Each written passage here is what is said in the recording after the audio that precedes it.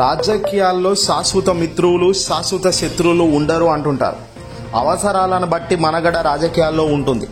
ఇక రాజకీయాలను పక్కన పెడితే ఈ రోజుల్లో సామాన్య జనాల్లో సైతం నమ్మకం రోజు రోజుకు సన్నగిల్లిపోతుంది. కుటుంబ వ్యక్తులతో కుటుంబ సభ్యులతో సైతం నమ్మకాలు చీలిపోయే పరిస్థితి వస్తుంది. ఈర్ష్య అహంకారం అనే ఓ స్థాయికి విపరీతంగా మానవుల్లో పెంపొందించుకుంటున్నారు, పెరిగిపోతున్నాయి రోజు రోజుకు. డబ్బు సంపాదననే ముఖ్య ఎజెండాగా పెట్టుకుంటున్న ప్రతి ఒక్కరూ విలువలు విశ్వసనీయతకు పూర్తిగా దూరంగా పారిపోతున్నారు. ఇక సామాన్యులకే ఈ పరిస్థితి వస్తున్నప్పుడు రాజకీయం అంటేనే రాజకీయం పేరులోనే ఉంది, రాజకీయాలు చేస్తారని. మరి అలాంటి రాజకీయ నాయకుల చేతిలో ప్రతినిత్యం ఆడే ఆటలు ఆ డ్రామాలు అంతా ఇంత కాదు. ప్రస్తుతం ఆంధ్రప్రదేశ్లో రాష్ట్ర వ్యాప్తంగా కూటమి సర్కార్ అధికారంలో ఉంది. చంద్రబాబు నాయుడు ఎన్డీఏ సర్కార్, అలాగే జనసేన పార్టీ, 3 పార్టీల కలయికనే ఈ కూటమి సర్కార్. అధికారంలోకి రావడానికి, జగన్ను ఓడించడానికి ఈ ముగ్గురు జతగట్టి జగన్ను ఓడించి వీళ్ళు విజయం సాధించారు, అధికారంలోకి వచ్చారు. కానీ ఇప్పుడు చంద్రబాబు, పవన్ కళ్యాణ్ ముఖ్యంగా ఇద్దరు స్టార్స్ లాగానే రాజకీయాల్లో ఇప్పుడు ముందుకు అడుగులు వేస్తున్నారు. చంద్రబాబు అంటే 40 ఏళ్ల రాజకీయ చరిత్ర, చాలా అనుభవం ఉంది అని అంటుంటారు. ఇవన్నీ కాసేపు పక్కన పెడితే పవన్ కళ్యాణ్, జనసేన పార్టీ అధినేత పవన్ కళ్యాణ్ ఒంటరిగా ఎదుర్కోలేక ఒంటరి విజయం ఇప్పటిదాకా ఆయన చెవి చూడలేదు. కనీసం తాను నిలబడ్డ చోట్ల కూడా గతంలో గెలిచే పరిస్థితి లేదు పవన్ కళ్యాణ్.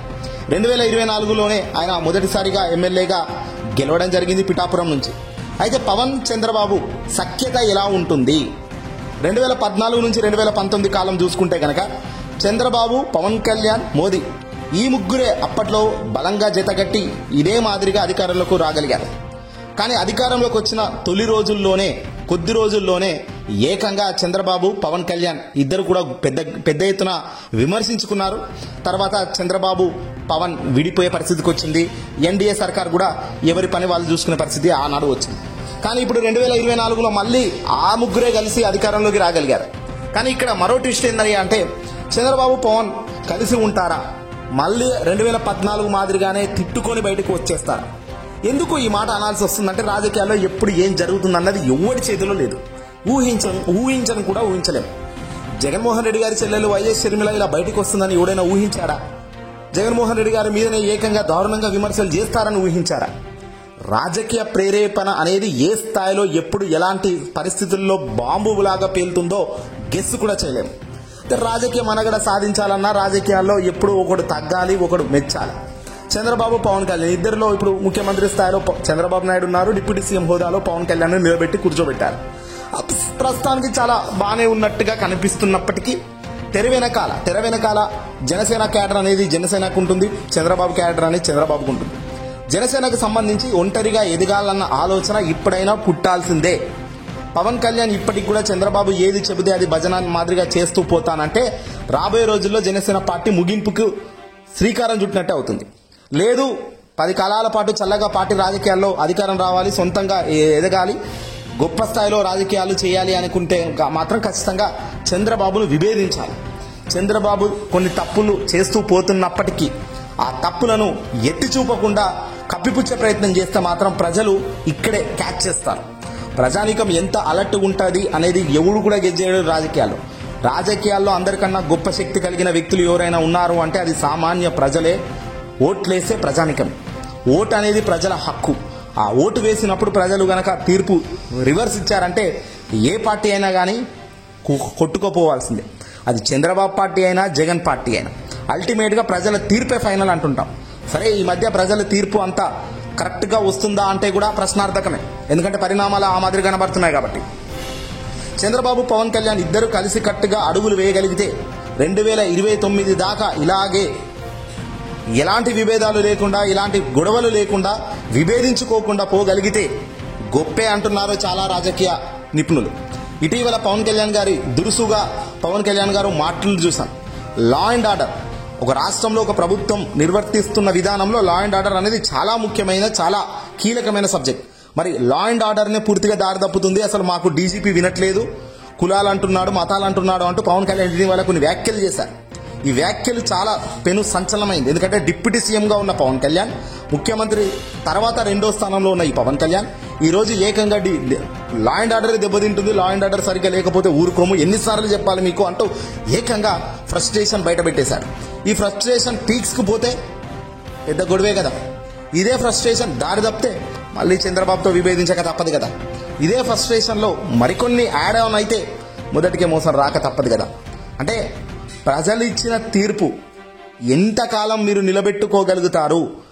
మేము 21 మంది మేము గెలిచాం కదా, అసలు మాకేంది, ఇంకోసారి అయితే ఇంకో 20 మంది గెలుస్తాం, ఇంకోసారి అయితే అధికారమే మాకు సపరేట్ వస్తుంది కదా, మనగడ ఉంటుంది కదా అని ఆలోచించే పవన్ కళ్యాణ్ రాజకీయంగా తెలివిగా పక్కకి వెళ్తాడా?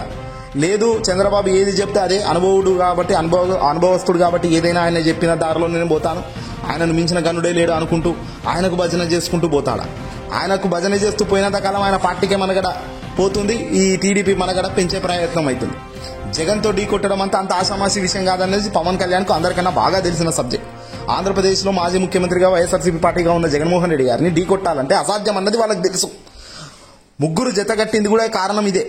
ఆ ముగ్గురు జతగట్టడానికి గల కారణం ఏందయ్యా అంటే జగన్మోహన్ రెడ్డి గారికి ఉన్న ఓటు బ్యాంకింగ్ని చీల్స్తే తప్ప మనం గెలవలేము అన్న అభిప్రాయంలోకి వచ్చారు తప్ప వ్యతిరేకతతో మనం గెలుస్తాం అనుకోని రాలేదు కదా వాళ్ళు.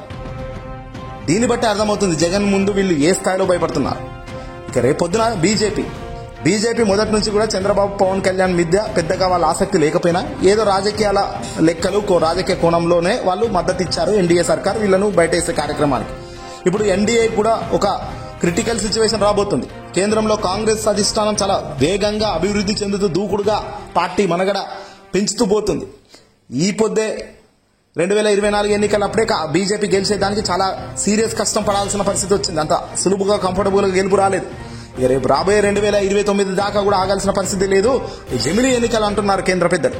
అదే జమిలీ ఎన్నికలు వాస్తవ రూపంలోకి దాస్తే 2027లోనే జమిలీ ఎన్నికలు అయితే మరో 2 సంవత్సరాల్లో ఎన్నికలు పెట్టాల్సిన పరిస్థితి ఉంటుంది. మరో 2 ఏళ్ల ఎన్నికలు పెట్టాల్సిన పరిస్థితి ఉన్నప్పుడు ఏ హామీని మనం అమలు చేయనప్పుడు ప్రజలు ఎందుకు ఓటేస్తారు మనకు? ఏ హామీని అమలు చేయకపోయినప్పుడు ప్రజలు మన వైపున ఎందుకు నిలబడతారు? ఆనాడు మళ్ళీ విభేదాలు ఎందుకు రావు? తప్పును ఒప్పును రెండింటిని ఒప్పుకునే స్థాయిలో ఉండాలి. మంచి జరిగితే అందరి ఖాతాలో వేసుకుంటాం, కానీ చెడు జరిగితే ఎవరి ఖాతాలో వేసుకుంటారు అన్నది ఇక్కడ చంద్రబాబు పవన్ కళ్యాణ్కు పెద్ద సమస్యగా మారుతుంది. ఇప్పుడైతే సూపర్ 6 హామీలు అయితే ఏమి ఇంకా ప్రకటించలేదు, ఇస్తామని కూడా చెప్పడం లేదు. బడ్జెట్లో కూడా పెట్టే పరిస్థితి లేదు. ఏదో 10, 15, 20 వేల కోట్లు ఖర్చు చేయడానికి 100 కోట్లు 1000 కోట్లు పెట్టి నామరూపంగా ముందుకు అడుగులు వేస్తున్నారు. కరెక్ట్గా చంద్రబాబు పవన్ కళ్యాణ్ కనుక ట్రిగ్గర్ అయ్యి మళ్ళీ పెద్ద గొడవలతో బయటపడితే, పెద్ద గొడవలతో వీళ్ళిద్దరు ఎవరి దారి వాళ్ళు చూసుకుంటే, ఎవరి దారి వాళ్ళు చూసుకోగలిగితే అప్పుడు మళ్ళీ రాజకీయ కోణాలు రాజకీయ లెక్కలు పూర్తిగా మారిపోతాయి. ఆంధ్రప్రదేశ్ లెక్కలు ఎప్పుడే కానీ ఎలా అంటే చంద్రబాబు నాయుడు గారు రాజమండ్రి సెంట్రల్ జైల్లో అరెస్ట్ అయిన తర్వాత పవన్ కళ్యాణ్ వెళ్లి పరామర్శించి బయటకు వచ్చి పొత్తు ప్రకటించిన వెంటనే లెక్కలు ఆంధ్రలో పూర్తిగా మారిపోయాయి. ఎందుకంటే ఒక ఈక్వేషన్, ఒక పర్స్పెక్షన్, ఒక సీక్వెన్స్ అనేది ఉంటుంది ఎన్నికల్లో. దాన్ని చీల్చే కార్యక్రమంలో పవన్ కళ్యాణ్, చంద్రబాబు, బీజేపీకి సంబంధించిన ఎన్డీఏ ముగ్గురు జతగట్టారు.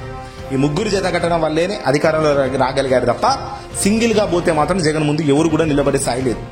కాంగ్రెస్కి అయితే మరీ దారుణంగా 1% ఓటు షేర్ ఉంది. ఆ 1% ఓటు బ్యాంక్ ఉన్న వాళ్ళు వచ్చి మాట్లాడడం కూడా వేస్ట్ అని ఇటీవల జగన్మోహన్ రెడ్డి గారు ప్రెస్ మీట్లో అన్నారు. ఏదేమైనప్పటికీ ప్రజలకు కావాల్సింది అల్టిమేట్గా వాళ్ళకు మేలు జరగాలి. ఒక ప్రభుత్వాన్ని కాదని ఇంకో ప్రభుత్వానికి కొద్దో గొప్ప అవకాశం ఇచ్చారంటే దానికి మేలు అనేది ఉంటుంది. ఆ మేలు చేయగలిగితే, ఆ మేలు చూపించగలిగితే, ఆ మేలు చెప్పుకోగలిగితేనే అధికారంలోకి మళ్ళీ రాగలుగుతారు. అంతేగాని ఆ మూడిట్లలో ఏ చేయకపోయినా, ఏ చూపించలేకపోయినా, ఏది వివరించే ప్రయత్నం చేయకపోయినా అటర్ ఫ్లాప్ అవుతారు. ఎక్కడ ఏదైనా జరగవచ్చు. రాజకీయ కోణంలో ఒక పార్టీ క్లోజ్ కావచ్చు, ఓ పార్టీ ఓపెన్ కావచ్చు, కానీ అల్టిమేట్గా ప్రజల తీర్పు కామన్. వాళ్ళ తీర్పు చేతుల్లోనే ఉంటుంది. గేమ్ చేంజింగ్ మొత్తం కూడా. చంద్రబాబు పని అయిపోయింది, కూటమి సర్కార్ కాదు, అసలు చంద్రబాబు టీడీపీ లేవడమే కష్టం అనుకున్నారు. కానీ దారితీసిన పరిణామాలు, అందిపుచ్చుకున్న అవకాశాలు, నెరవేర్చిన ఘటనలు ఇవన్నీ చూస్తే వెరసి ఈరోజు ప్రభుత్వంలోకి వాళ్ళు రావడం జరిగింది, అధికారం చెలాయించడం జరిగింది. అందుకే ఏదైనా రాజకీయాల్లో ఎప్పుడు ఏం జరుగుతుంది, ఎవరు ఏం చేస్తారనేది ఎవరు కూడా ఊహించే పరిస్థితి ఉండదు.